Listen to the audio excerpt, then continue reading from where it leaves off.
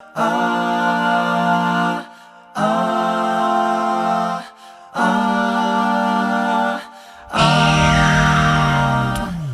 chapter 1 of Galatians, which we just read, verses 6 through 10, Paul describes how the churches receiving the letters, the letter that he's writing, are being confronted by alternative gospels.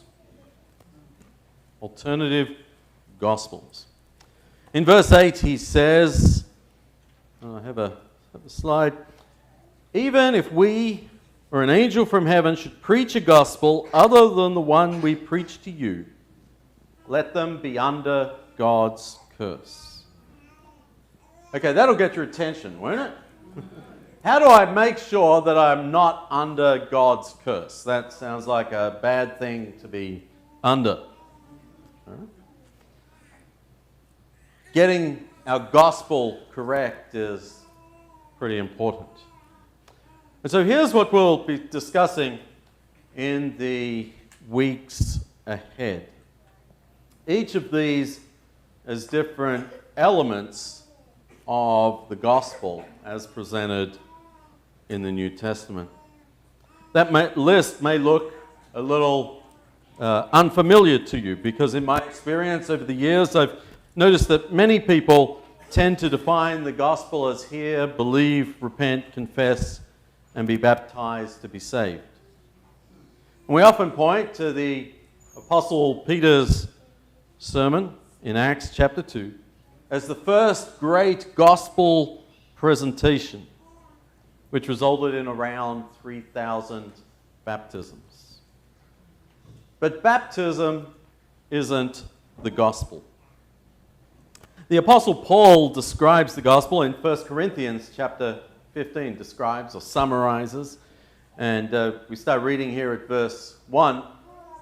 He says, "Now, brothers and sisters, I want to remind you of the gospel I preached to you, which you received, and on which you have taken your stand.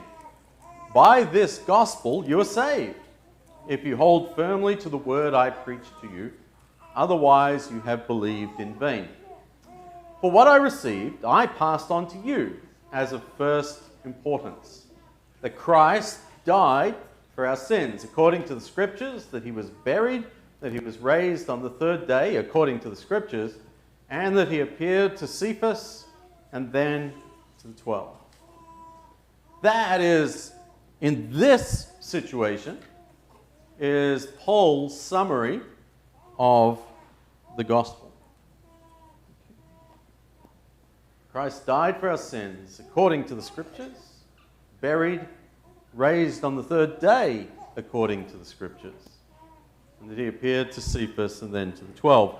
So it doesn't actually contain that familiar list of us, what we might call the 5 steps of salvation. That's not the gospel. That may be how we respond to the gospel, but it's not the gospel. And so we need to be careful that we don't think that, I'm going to teach you the gospel. You need to hear, believe, repent, confess, be baptized, and live faithfully ever after. No, the gospel message is the message of Jesus. To keep things simple this morning, because that other slide, right, this one here, it's not so simple, right? 9 parts, so we're not going to get through all of those this morning. I'm going to keep things simple this morning. I want to break the concept into just 2 parts, just for today. Next week, we'll move up our level of complexity. Some of you are saying, where can I be next Sunday?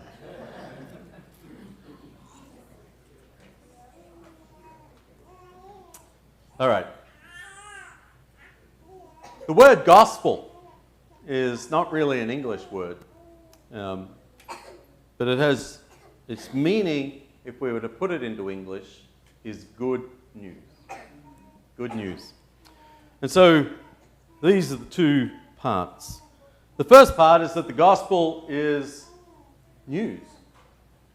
The gospel is news. What I mean by that is that the gospel is not good advice.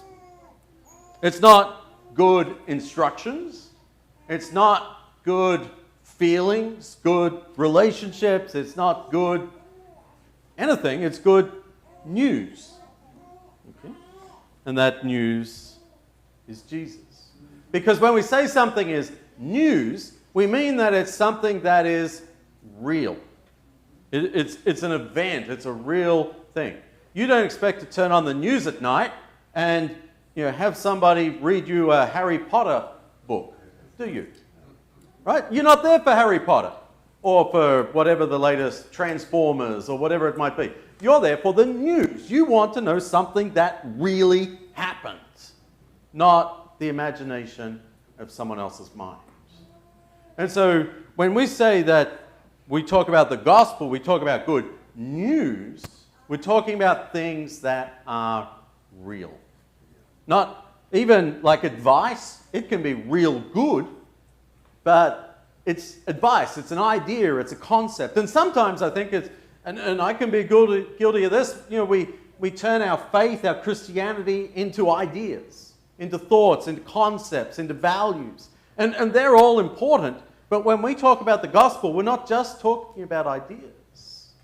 We're talking about a real person who lived in a real place at a real time and did real things, who really died, who really rose again from the dead. And so, in our 4 books that are gospels, that are good news, is descriptions of the life and the teaching of Jesus. They tell us a lot about Jesus, but Paul tells us the gospel element that he focuses on the most is the end of Jesus' life, right? His death, burial, and resurrection. But it's everything that leads up to there that makes sense of what happens at the end. So Christianity isn't simply a moral code. I think some people look at the churches and they think, oh, they're just a bunch of do-gooders, right? Well, you can find bunches of do-gooders all over the place. Right? Churches, we can't even live up to that sometimes, right? So saying that we're, people who are living a particular moral code, that's not what brings us together. We're not here because we think the 10 Commandments are the greatest 10 rules on earth, right? We're not here because the Sermon on the Mount inspires us and that's what brings us together every Sunday because of all that great teaching. And we want to live our lives in that particular way. We're here because of a person. Our faith is grounded in a historical reality that continues to be news. Good news, even today. It's the news that something has happened, as a result of which the world will always be a different place. That something is best, I believe, represented by the empty tomb.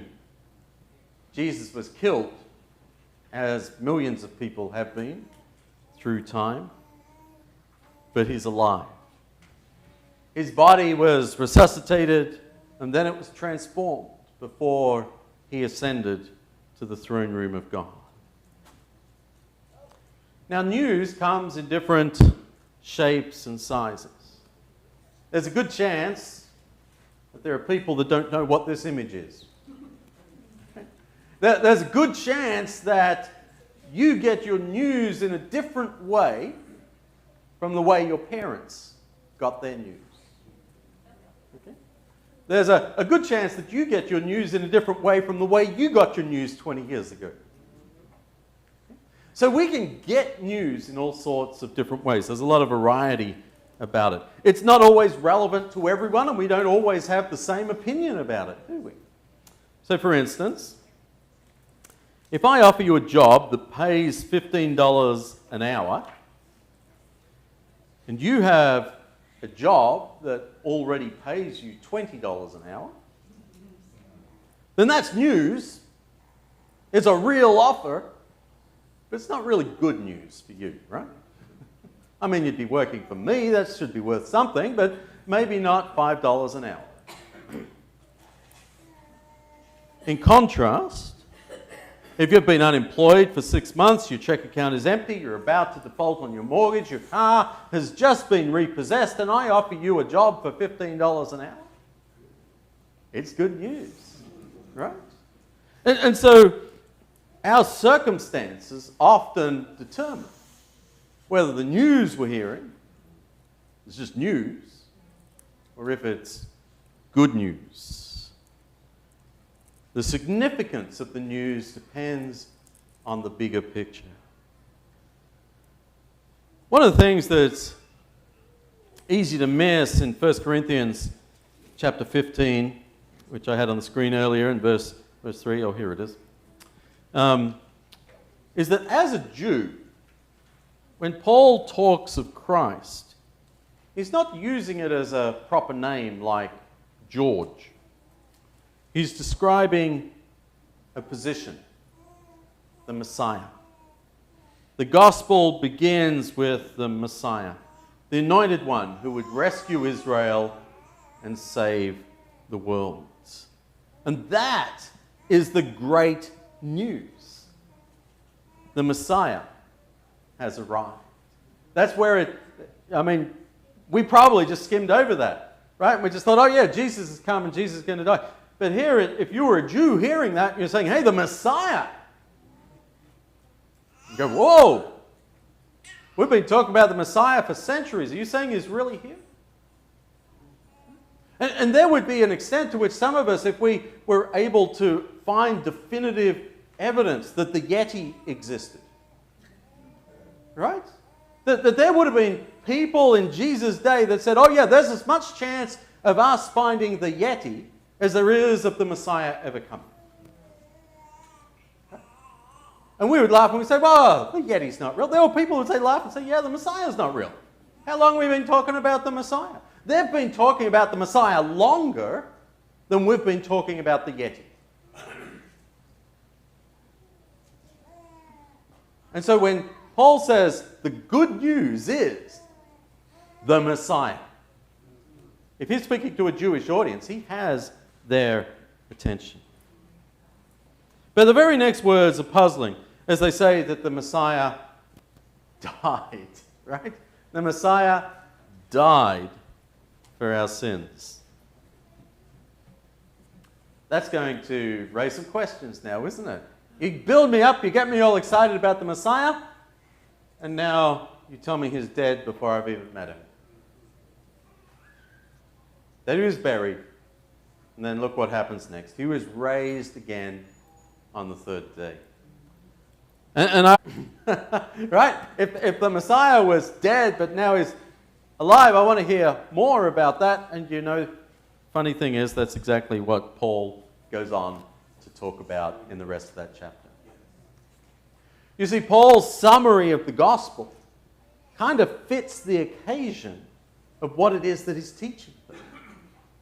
He may not have 9 points. And in fact, in some places, we'll see him emphasize different aspects of it. But here, where he's going to be teaching about the resurrection, he says, yeah, it's the Messiah, the death, and the resurrection, burial, resurrection. And now let's talk about that resurrection. So again, you might wonder or object that if this is such good news, if we get to glimpse eternity in the resurrection of Jesus, why is our world so messed up? Why is it that in just a moment we're going to gather in prayer cards, and most of those prayer cards are going to be of things that are wrong in the world?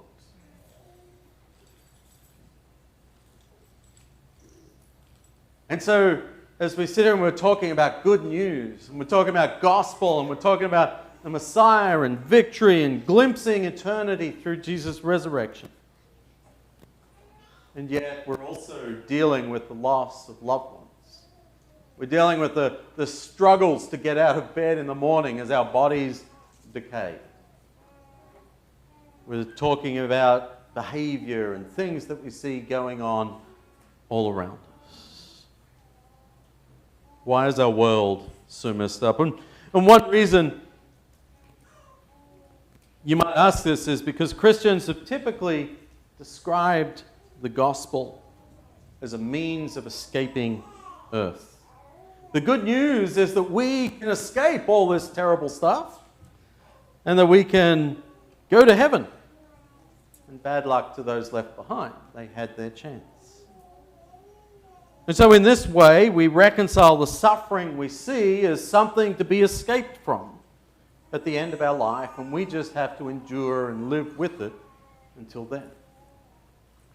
But I want to look at this in a different way today. Let me describe how gospel was used in ancient Rome, because this predates even the Christians using the word gospel. Okay, so they're using a word that other people have already used.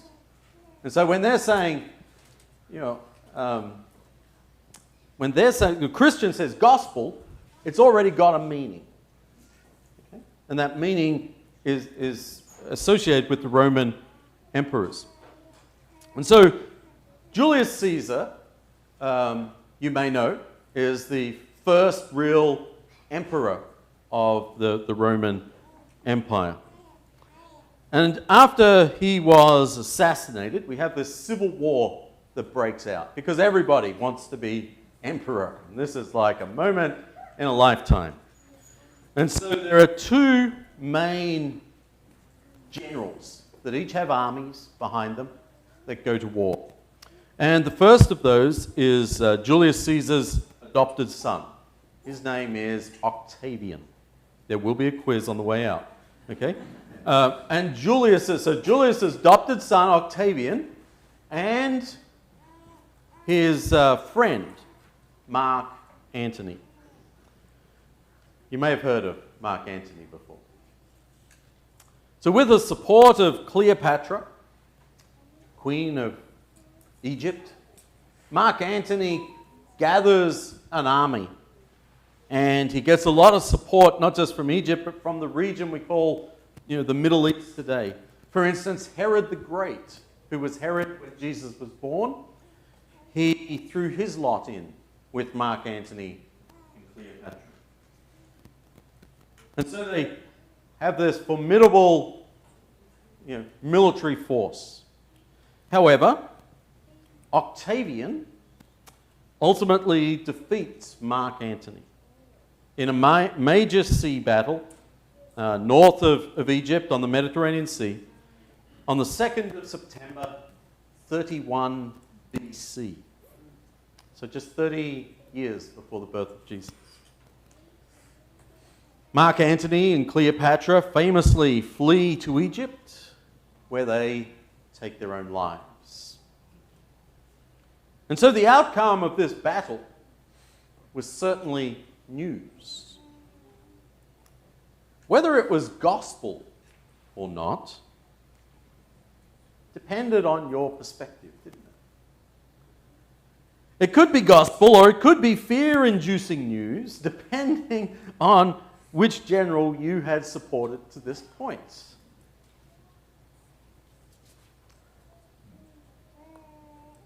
But to Octavian and to his supporters who were in Rome, this was great news.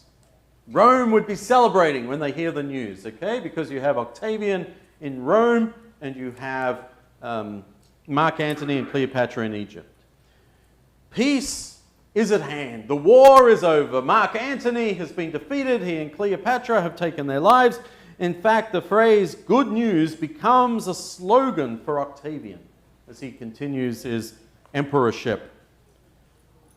He comes to be known in time as Caesar Augustus, the same Caesar who requires the census when Jesus is born. Although his victory was assured after Mark Antony and Cleopatra's tragic end of life, Octavian, or Augustus Caesar, still spent the next 2 years mopping up opposition throughout Egypt and the Middle East. For 2 years, the residents in Rome experienced their gospel peace, knowing something had happened. The battle had been won. Augustus Caesar is going to come back to Rome. Everything is going to be right. In the meantime, though, some of their sons, some of their family members are going off to fight in this mopping up work, and some of them didn't come back. The battle had been won, but the full benefits of that victory were still to happen when Augustus would have finally returned to Rome and consolidate his power. For those who had opposed Augustus, those 2 years of gospel were a nervous time. Right? What would happen when he returned?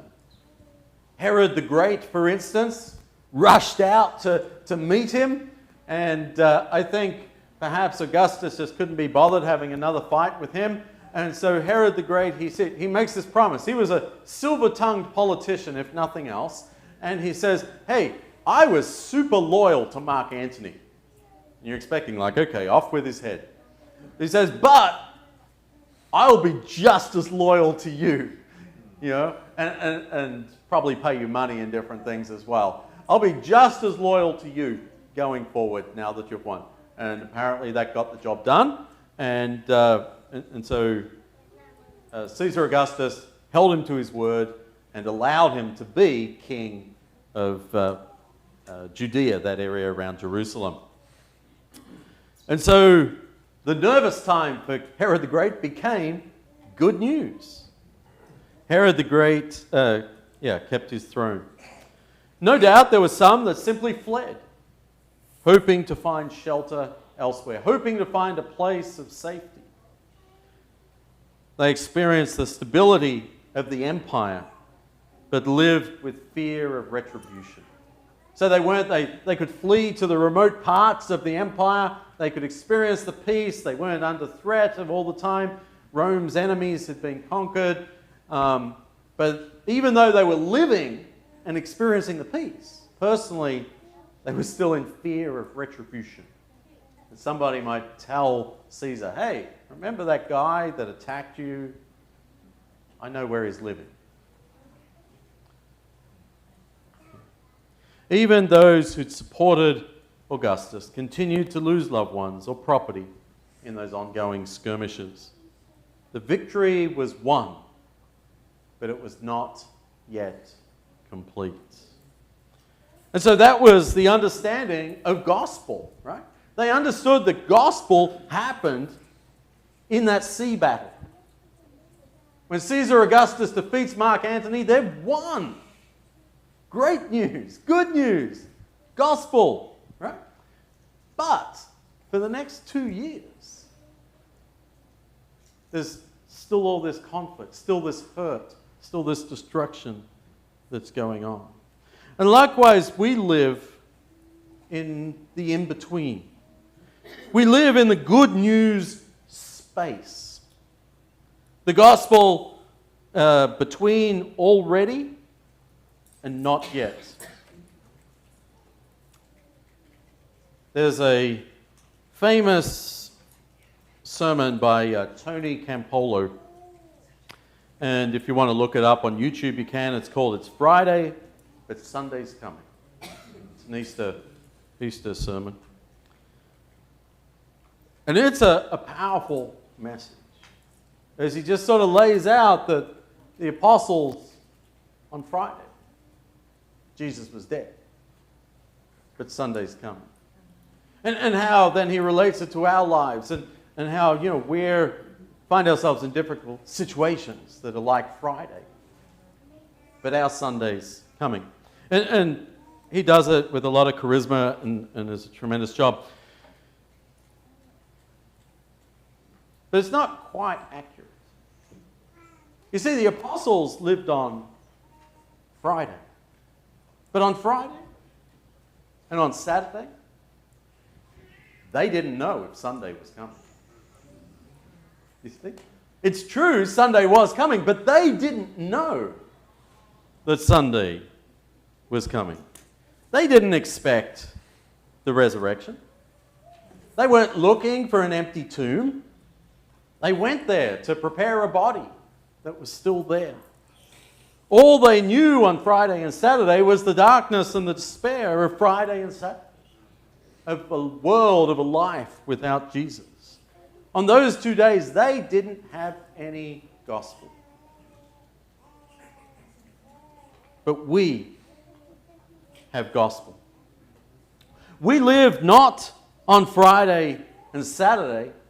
We don't live on Sunday because Jesus is already risen. We live on Monday. That's where we live.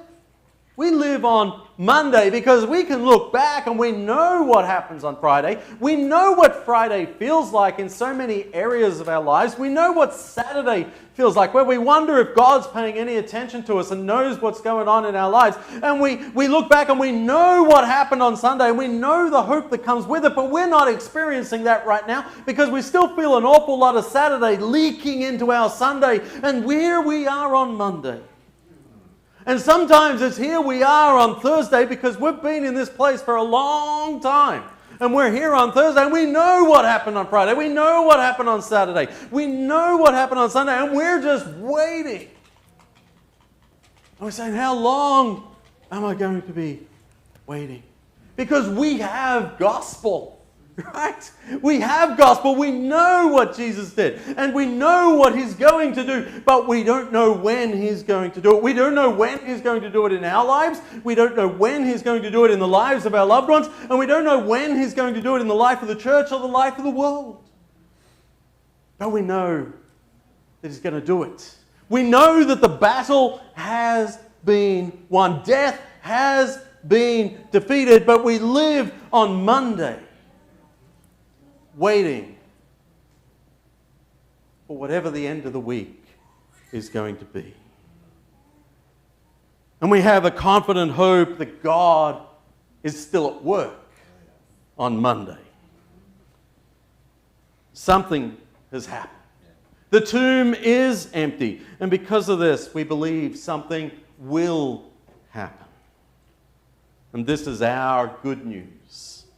That in Jesus, God started something new. He has rescued the world and He will rescue the world. And that's really what the rest of 1 Corinthians chapter 15 goes on to describe. And I encourage you to go ahead and read that this week to get the full picture, because the reason that Paul says, this is my summary of the gospel, and he leads to the resurrection, is he says it makes a difference in your life. You see, Paul doesn't say, I'm going to tell you what the gospel is so that you can be baptized. He says, I'm going to tell you what the gospel is so that you can experience the peace and the hope and the comfort that comes with living in the gospel, that comes with living knowing what happened on Sunday, that comes from living knowing what God is going to do. That's why I'm reminding you of what the gospel is. You're already Christians. You're already part of God's family, but I want you to experience the gospel. You don't need to respond to the gospel anymore, but you need to experience the gospel, because the gospel is good news. And too often we go around as though, well, it was good news. The day I was baptized was such a great day. But all since then, woe and trouble. Trouble and woe.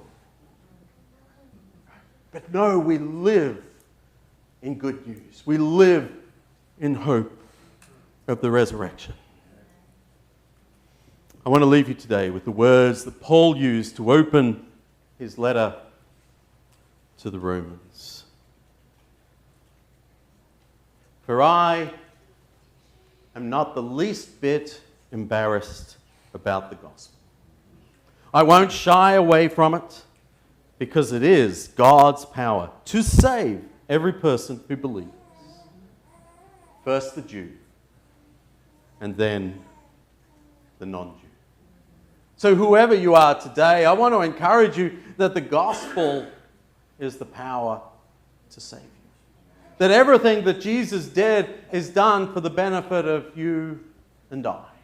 I want to encourage you to if you want to explore this further, to talk with me afterwards. Talk with someone that you love, someone that you trust, and come to understand, how is Jesus good news in your life?